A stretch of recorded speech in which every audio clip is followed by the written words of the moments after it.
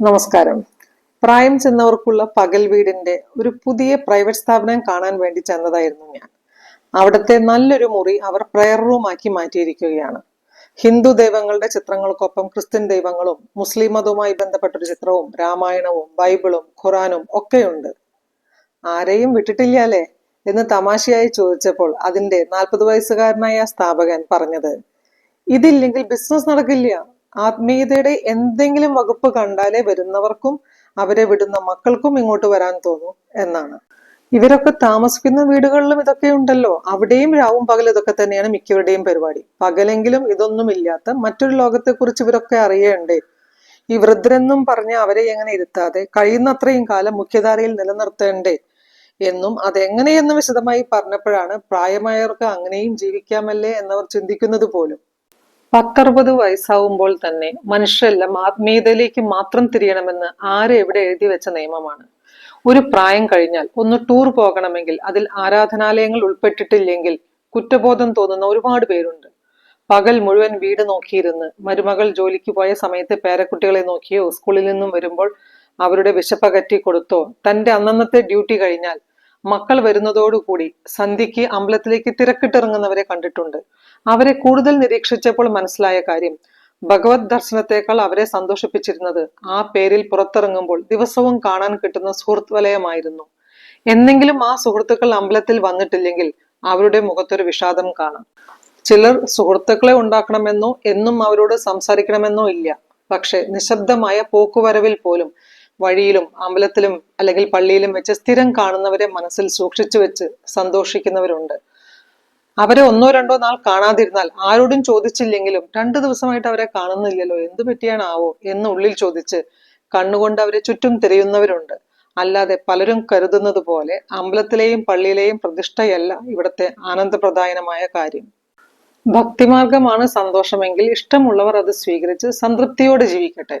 എന്നാൽ അത് എല്ലാവർക്കും തീർച്ചയായും കടന്നു പോകേണ്ട പാതയാണെന്ന് തീരുമാനിക്കാൻ മറ്റുള്ളവർക്കോ സ്വന്തം മക്കൾക്കോ അധികാരമില്ല.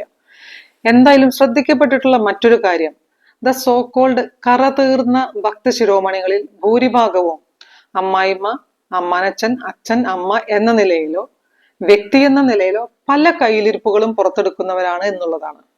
ഭക്തി ഇല്ലാത്തവർ മുഴുവൻ നല്ലവരാണെന്നല്ല, സ്വന്തം താല്പര്യങ്ങൾക്ക് വിപരീതമായി ഭക്തിമാർഗത്തിലൂടെ മാത്രം പോകേണ്ടി വരുന്നവരെ പറ്റിയാണ് ഇവിടെ പ്രതിപാദിക്കുന്നത്. അപ്പോഴാണ് ഈ ഭക്തിമാർഗം ഇവർക്ക് ശരിക്കും സംതൃപ്തി തരുന്നുണ്ടോ എന്ന സംശയം വരുന്നത്. തനിക്ക് ശരിക്കും സന്തോഷം തരുന്ന കാര്യങ്ങൾ ചെയ്യുന്ന മനുഷ്യർ മക്കളുടെയോ മറ്റുള്ളവരുടെയോ ദൈനംദിന കാര്യങ്ങളിൽ അനാവശ്യമായി കടന്നു കയറാൻ ചെല്ലില്ല. ആത്മീയതയാണ് സന്തോഷം എന്ന് ഭാവിക്കുന്നവരും അങ്ങനെ മറ്റുള്ളവരെ ധരിപ്പിക്കുന്നവരും ധാരാളം. അതിന് 2 കാരണങ്ങളുണ്ട്. ഒന്ന്, ഭക്തിയുടെ പേരിലുള്ള ഒത്തുകൂടലുകളിലൂടെ അല്ലെങ്കിൽ യാത്രകളിലൂടെ കിട്ടുന്ന കൂട്ടുകാരായിട്ട് ഉള്ള സഹവാസവും അവരായിട്ടുള്ള കൊച്ചു വർത്താനവും തരുന്ന സന്തോഷവും സ്വാതന്ത്ര്യവും ആത്മീയതയിലൂടെയാണ് കിട്ടുന്നത് എന്നുള്ള തെറ്റിദ്ധാരണ. രണ്ടാമത്തെ കാരണം, താൻ തികഞ്ഞ ഭക്തിയാണെങ്കിൽ മാത്രമേ തനിക്ക് സ്വന്തം വീട്ടിലും നാട്ടിലും കിട്ടുന്ന ഈ ബഹുമാനവും സ്വീകാര്യതയും വിലയും നിലയും നിലനിർത്താനാവൂ എന്ന തിരിച്ചറിവ്. ഒരു 70 വയസ്സ് കൂടി കഴിഞ്ഞാൽ പിന്നെ നാമം ജപിക്കാത്ത ഒരു അമ്മുമ്മയെയോ അമ്മച്ചിയെയോ ഉമ്മുമ്മയെയോ മറ്റുള്ളവർക്ക്, പ്രത്യേകിച്ച് ചെറുപ്പക്കാർക്ക് സങ്കല്പിക്കാൻ പോലും ആവില്ലെന്നുള്ള സ്ഥിതിയാണ്.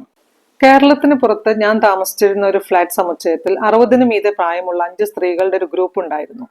അവർ പലപ്പോഴും സ്വന്തം പൈസ ഉപയോഗിച്ച് സിനിമയ്ക്കും യാത്രകൾക്കും ഷോപ്പിനും റെസ്റ്റോറന്റുകളിലും പോകും. അവരിൽ ഒരാൾ വിധവയാണ്, ഒരാളുടെ ഭർത്താവ് കിടപ്പ് രോഗിയാണ്, 2 പേർ മക്കൾക്കും ഭർത്താവിനും ഒപ്പം താമസിക്കുന്നു. ഒരാൾ മക്കൾ വിദേശത്തായതിനാൽ ഒറ്റയ്ക്കാണ്. 5-6 വർഷം മുമ്പ് ആമി സിനിമ കാണാൻ തിയേറ്ററിൽ ഇരിക്കുമ്പോൾ എനിക്ക് മുമ്പിലെ നിരയിൽ ഇരുന്നിരുന്ന ഈ ഗ്രൂപ്പിലെ ഒരാൾ മാധവിക്കുട്ടിയെ കുറിച്ചുള്ള തന്റെ അറിവ് ഇടയ്ക്കിടെ പുറത്തെടുക്കുന്നുണ്ടായിരുന്നു. അങ്ങനെയാണ് അവരെ 5 പേരെ കൂടുതൽ ശ്രദ്ധിച്ചതും കൂടുതലായി അറിഞ്ഞതും. അവർ പറയുന്ന തങ്ങളുടെ ചില അനുഭവങ്ങൾ ശ്രദ്ധിക്കുക. ഞങ്ങൾ ഒരു ഐസ്ക്രീം കഴിക്കുമ്പോൾ പോലും പ്രായമായവരൊക്കെ എന്തിനാണ് ഐസ്ക്രീം കഴിക്കുന്നത് എന്ന മട്ടിൽ തുറച്ചു നോക്കുന്നവരെ കണ്ടിട്ടുണ്ട്. മക്കളെ കൂടാതെ ഈ തള്ളകൾ ഒറ്റയ്ക്ക് സിനിമയ്ക്കും ഷോപ്പിങ്ങിനും പോകുന്നത് എന്തിന് എന്നാണ് ചിലരുടെ വിഷമം. ഭർത്താവ് മരിച്ച എനിക്ക് വല്ല അമ്പലത്തിലും പോയി ഭജനകളിലും പങ്കെടുത്ത് നേരം പോക്കിക്കൂടെ എന്നെ ഇൻഡയറക്റ്റ് ആയി ഉപദേശിക്കുന്നവരും ഉണ്ട്.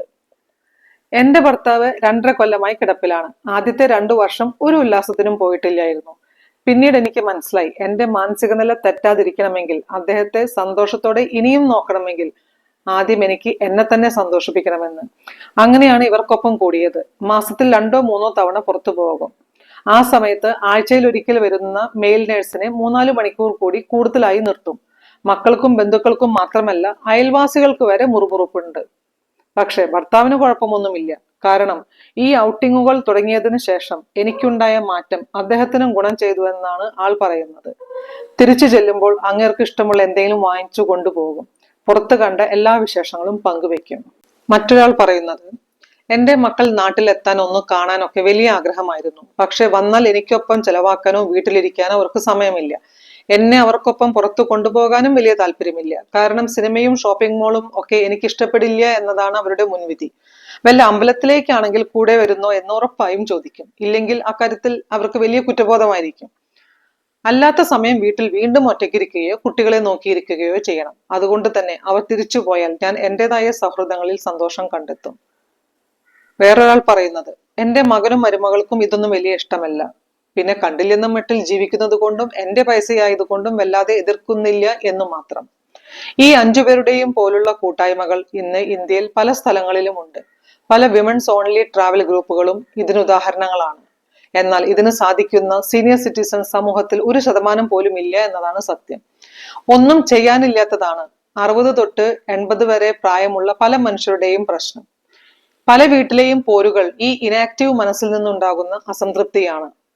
പ്രായലിംഗ ഭേദമനുസരിച്ച് അവരവരുടെ സാമ്പത്തിക, ആരോഗ്യ, ഭൗതിക, കുടുംബസ്ഥിതിക്കനുസരിച്ച് പലർക്കും സ്വയം ചെയ്യാവുന്നതും മക്കളെ കൊണ്ട് ചെയ്തു കൊടുക്കാനാവുന്നതുമായ ചില കാര്യങ്ങളാണ് ഇനി പറയുന്നത്. അതിനുള്ള സപ്പോർട്ട് മക്കൾ ആത്മാർത്ഥമായി കൊടുക്കുകയാണെങ്കിൽ പല വീടുകളിലും കാണുന്ന പ്രായമുള്ളവർ ഉണ്ടാക്കുന്ന പല അശാന്തിക്കും ഒറ്റപ്പെട്ട് ജീവിക്കുന്നവർ അനുഭവിക്കുന്ന ഏകാന്തതയ്ക്കും ഒരു പരിധിവരെയെങ്കിലും ശമനം കിട്ടും.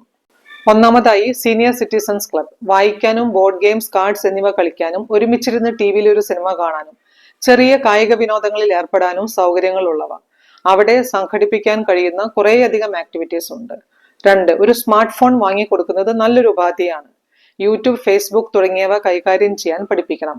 എന്നാൽ വകതിരിവ് കുറവുള്ളവരെ എന്തെങ്കിലും പോസ്റ്റ് ചെയ്യുകയോ ഷെയർ ചെയ്യുകയോ കമന്റ് ചെയ്യുകയോ ചെയ്യുന്നതിൽ നിന്നും നിരുത്സാഹപ്പെടുത്തുകയും വേണം. 3, വായിക്കാൻ ഇഷ്ടപ്പെടുന്നവർക്ക് ആവശ്യമുള്ള പുസ്തകങ്ങൾ വാങ്ങിച്ചു കൊടുക്കുക, അല്ലെങ്കിൽ അടുത്തുള്ള ലൈബ്രറിയിൽ നിന്നും സംഘടിപ്പിച്ചു കൊടുക്കുക. 4, മറ്റു ഹോബികൾ ഉണ്ടെങ്കിൽ അത് തുടരാൻ ആവശ്യമായ മെറ്റീരിയൽസ് എത്തിച്ചു കൊടുക്കുക.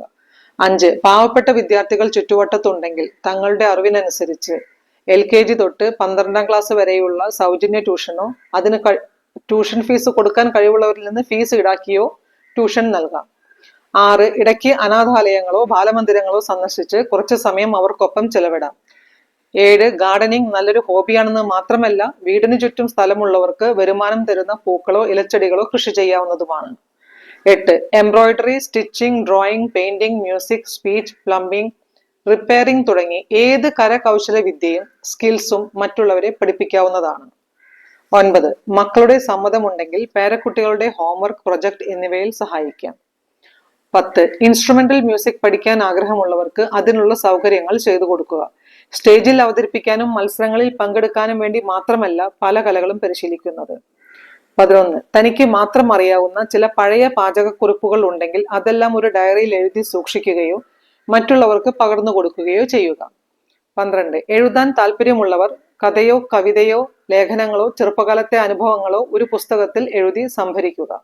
13, ബാക്കി ജീവിതത്തിൽ തനിക്ക് ചെയ്യാൻ ആഗ്രഹമുള്ള കാര്യങ്ങളുടെ, അത് എത്ര തന്നെ ചെറുതായിക്കൊള്ളട്ടെ എത്ര തന്നെ നീണ്ടതായിക്കൊള്ളട്ടെ, ഒരു ലിസ്റ്റ് ഉണ്ടാക്കുക. അതിനുവേണ്ടി എന്ത് ശ്രമങ്ങൾ നടത്തുന്നുണ്ടെന്നും എന്തെല്ലാം നടന്നുവെന്നും കുറിച്ചു വെക്കുക. ഇതിനെല്ലാം ഉപരിയായി വീട്ടിലെ മറ്റുള്ളവരുടെ കാര്യങ്ങളിൽ അനാവശ്യമായി ഇടപെടാതിരിക്കാൻ ശ്രദ്ധിക്കുക. സ്വന്തം കാര്യങ്ങളിൽ ഒരു പരിധിയിൽ കവിഞ്ഞിടപെടാതിരിക്കാൻ മറ്റുള്ളവരെയും അനുവദിക്കാതിരിക്കുക. കോപത്തെ ഒതുക്കി നിർത്തണം. അനാവശ്യമായി ഒരേ വിഷയം തന്നെ ആവർത്തിച്ച് സംസാരിച്ച് മറ്റുള്ളവരെ മുഷിപ്പിക്കാതിരിക്കുക. സുഹൃത്ത് സംഗമങ്ങളിലും കുടുംബ സദസ്സുകളിലും മതം, രാഷ്ട്രീയം പറഞ്ഞ് തർക്കിക്കാതിരിക്കുക. മാറ്റം അനിവാര്യമാണെന്നും അത് എല്ലാ മേഖലകളിലും എല്ലാ കാലത്തും ഉണ്ടാകും എന്നുള്ള യാഥാർത്ഥ്യം മനസ്സുകൊണ്ട് ഉൾക്കൊള്ളുക. ജീവിതത്തിൽ വിശ്വാസവും പ്രതീക്ഷകളും നിലനിർത്താൻ ഭക്തി വളരെയധികം സഹായിക്കും. എന്നാൽ അതാണ് എല്ലാം എന്ന് പ്രായമാകുമ്പോൾ വരുന്നൊരു തോന്നലിലൂടെ മറ്റുള്ളവരുടെ സന്തോഷങ്ങളെ തല്ലിക്കെടുത്താൻ ശ്രമിക്കരുത്.